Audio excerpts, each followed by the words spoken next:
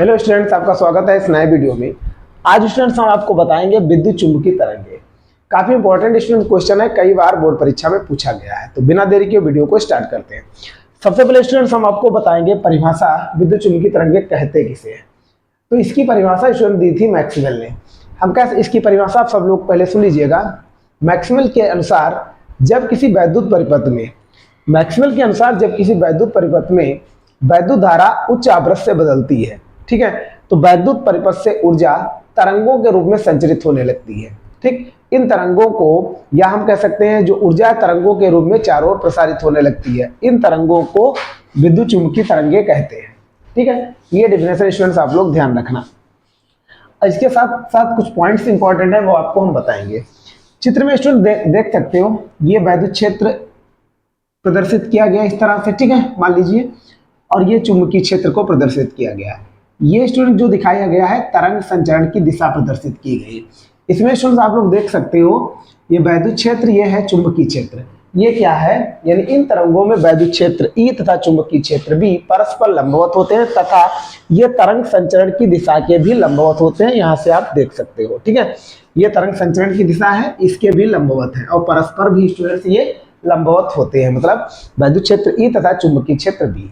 तो परिभाषा स्टूडेंट्स हम लिख देते हैं, आप लोग समझ लीजिएगा। मेन चीज स्टूडेंट्स परिभाषा है, तो यहां लिखते हैं हम मैक्सवेल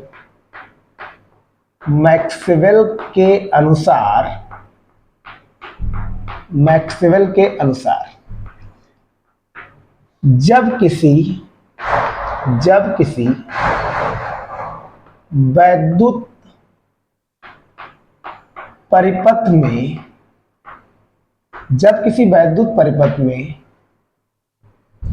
वैद्युत धारा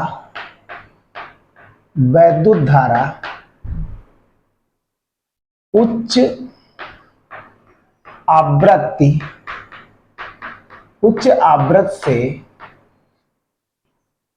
बदलती है,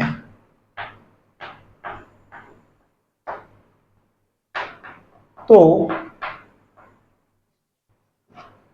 वैद्युत परिपथ से ऊर्जा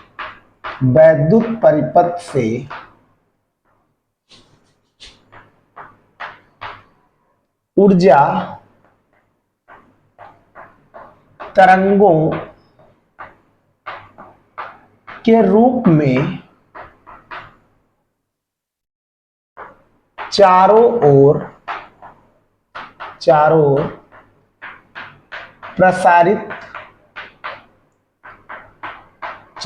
के रूप में चारों ओर प्रसारित होने लगती है। इन तरंगों को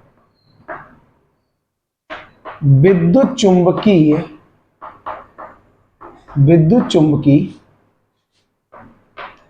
तरंगें कहते हैं। ये स्टूडेंट्स आप लोग परिभाषा ध्यान रखोगे। परिभाषा स्टूडेंट्स काफी सरल है। मैक्सवेल के अनुसार जब किसी वैद्युत परिपथ में वैद्युत धारा उच्च आवृत्ति से बदलती है, तो वैद्युत परिपथ से ऊर्जा तरंगों के रूप में चारों ओर प्रसारित होने लगती है। ठीक है, इन तरंगों को विद्युत चुंबकीय तरंगें कहते हैं। ये स्टूडेंट्स आप लोग ध्यान रखना, कठिन परिभाषा नहीं है स्टूडेंट्स, आप लोग ध्यान रखना, परिभाषा काफी सरल है। अब स्टूडेंट्स इसमें कुछ मुख्य पॉइंट्स आप लोग ध्यान रखोगे, वो हम नोट में लिख देते हैं। ठीक है, पहला स्टूडेंट पॉइंट ध्यान रखोगे, इन तरंगों में विद्युत क्षेत्र या वैद्युत क्षेत्र ई तथा चुंबकीय क्षेत्र बी परस्पर लंबवत होते हैं। ये स्टूडेंट पहला पॉइंट ध्यान रखना। इन तरंगों में विद्युत क्षेत्र ई तथा चुंबकीय क्षेत्र बी परस्पर लंबवत एवं, एक पॉइंट और स्टूडेंट ध्यान रखना, अभी हमने बताया था इन तरंगों में विद्युत क्षेत्र ई तथा चुंबकीय क्षेत्र भी परस्पर लंबवत एवं तरंग के संचरण की दिशा के भी लंबवत होते हैं, एवं तरंग के संचरण की दिशा के भी लंबवत होते हैं। ये स्टूडेंट्स आप लोग पॉइंट्स ध्यान रखना। एक पॉइंट और ध्यान रखना, इन तरंगों के संचरण के लिए माध्यम की आवश्यकता नहीं होती है। ठीक है, तो ये स्टूडेंट्स हम लिख देते हैं, इन तरंगों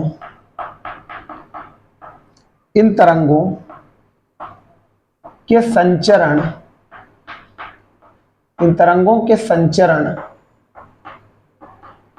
के लिए माध्यम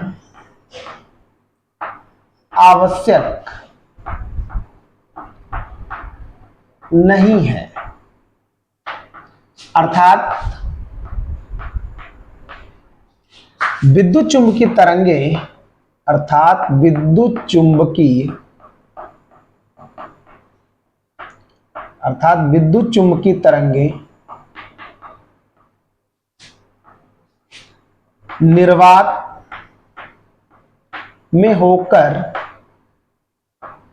निर्वात में होकर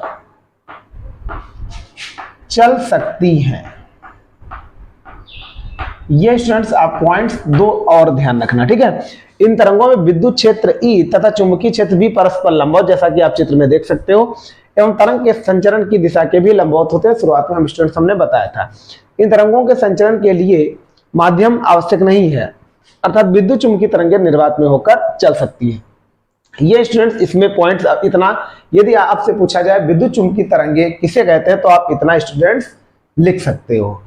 अब स्टूडेंट्स आपको हम बताएंगे वैद्युत चुंबकीय तरंगों के अभिलक्षण। ठीक है, तो इसके कुछ मुख्य अभिलक्षण है जो हमने लिए हैं, काफी इंपॉर्टेंट है स्टूडेंट्स, क्योंकि बोर्ड परीक्षा में ऐसे क्वेश्चन पूछा जाता है, विद्युत चुंबकीय तरंगें किसे कहते हैं एवं इसके अभिलक्षण लिखिए। ठीक है, तो वही स्टूडेंट्स हम लिखने जा रहे हैं वैद्युत चुंबकीय तरंगों के अभिलक्षण। इसको आप विद्युत भी लिख सकते हो, चाहे वैद्युत लिख लीजिए, उससे कोई भी प्रॉब्लम होने वाली नहीं है। तो स्टूडेंट पहला जो हमने लिया है, वैद्युत चुंबकीय तरंगें त्वरित आवेशित कणों द्वारा उत्पन्न की जाती हैं। पहला स्टूडेंट पॉइंट आप लोग ध्यान रखना, वैद्युत चुंबकीय तरंगें त्वरित आवेशित कणों द्वारा उत्पन्न की जाती हैं। ठीक है, दूसरा स्टूडेंट पॉइंट ये है, इन तरंगों के संचरण के लिए माध्यम की कोई आवश्यकता नहीं होती है। यह बात हम पहले भी बता चुके हैं जब हमने परिभाषा बताई थी, अर्थात यह तरंगें निर्वात में भी संचरित हो जाती हैं। ठीक है, यह तरंगें निर्वात में 1/√μ0 वेग से संचरित होती हैं, जिसका मान निर्वात में प्रकाश की चाल 3 × 10⁸ मीटर प्रति सेकेंड के बराबर होता है। अर्थात स्टूडेंट्स इसको जब हल किया जाए, μ0 का मान डाला जाए, ε0 का मान डाला जाए, ठीक है, और उसका वर्गमूल निकाला जाए। ठीक है, और एक फिर जितना यहाँ पर वर्गमूल जितना आए स्टूडेंट, ठीक है, और एक को उससे भाग किया जाए, तब स्टूडेंट जो प्राप्त होगा वो 3 × 10⁸ मीटर पर सेकेंड होगा। अर्थात हम इसको जब हल करेंगे तो 3 × 10⁸ मीटर पर सेकेंड ही प्राप्त होगा। कहने का मतलब ये है। ठीक है, जहां पर स्टूडेंट आप लोग जानते हो ε0 को निर्वात की विद्युतशीलता कहते हैं। ठीक है, और जो μ0 है, ठीक, इसको निर्वात की चुंबकशीलता बोला जाता है। ये स्टूडेंट ध्यान रखना। अगला पॉइंट, ये तरंगें अनुप्रस्थ प्रकृति की होती हैं। जैसा स्टूडेंट हमने बताया था कि वैद्युत क्षेत्र ई तथा यानी इन तरंगों में वैद्युत क्षेत्र ई तथा चुंबकीय क्षेत्र बी, ये स्टूडेंट्स क्या होते हैं, परस्पर लंबवत होते हैं तथा तरंग संचरण की दिशा के भी लंबवत होते हैं। ये स्टूडेंट तरंगें हैं जो प्रदर्शित की गई हैं। ठीक है, इसमें कंडीशन हम आपको ये बता चुके हैं, वही हम बता रहे हैं। तो ये तरंगें अनुप्रस्थ प्रकृति की होती है, इसीलिए इसको कहा जाता है। वैद्युत एवं चुंबकीय क्षेत्र समय के सापेक्ष समान कला में कंपन करते हैं तथा इनके बीच 90 डिग्री का कलांतर होता है। ठीक है, ये स्टूडेंट पहले बता चुके हैं कि परस्पर लंबवत होते हैं, तो वही बात लिखी हुई है। वैद्युत एवं चुंबकीय क्षेत्र साथ साथ शून्य मान तथा अधिकतम मान प्राप्त करते हैं। निर्वात में इन क्षेत्रों के अधिकतम मानों का अनुपात E0 बटे यानी बटा कह सकते हैं B0 बराबर C, जहां पर C का जो मान होता है 3 × 10⁸ मीटर पर सेकेंड होता है, मतलब निर्वात में प्रकाश की चाल के बराबर होता है। ये स्टूडेंट्स हमने कुछ पॉइंट्स लिए हैं वैद्युत चुंबकीय तरंगों के अभिलक्षण, जो काफी स्टूडेंट्स इंपॉर्टेंट हैं, आप लोग इसको समझ लीजिएगा। इस तरह से स्टूडेंट्स ये पूरा क्वेश्चन कंप्लीट हुआ। यदि स्टूडेंट्स आपको वीडियो अच्छा लगा हो तो प्लीज हमारे चैनल को सब्सक्राइब कर लीजिएगा। इस तरह के आपको वीडियो मिलते रहेंगे। Thanks for watching.